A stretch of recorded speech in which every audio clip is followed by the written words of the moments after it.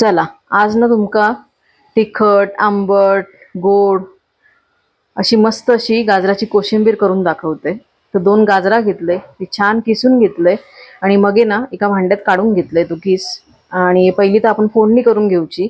तर वाईस तेल घेतले, त्याच्यामध्ये जिरा, त्याच्यानंतर मिरची बारीक चिरलेली आणि कढीपत्ता पण मी बारीक चिरून घेतलंय।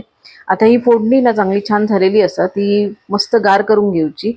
आणि आता गाजरामध्ये आपण वाईस चवीनुसार मीठ, त्याच्यानंतर थोडीशी साखर आणि थोडासा लिंबाचा रस या सगळ्या घालून ना एकत्र मिक्स करून घेऊचा। आणि फोडणी गार झालेली असा आता ती आता ह्याच्यावरती आपण घालून ना मस्त मिक्स करून घेऊची। गार करून किती घेऊची, कारण का नाही तर मग गाजराचा कलर बदलता आणि लिंबू पण घातलेलो असा तो म्हणून मग फोडणी गार करून घालूची असा। मग हे कोथिंबीर घातलंय वरून, ती चांगली मिक्स करून घेतलंय। अशी पटकन करून बघा, छान लागतं। आणि आपल्या चॅनलला सबस्क्राईब करा तेवढा विसरू नका।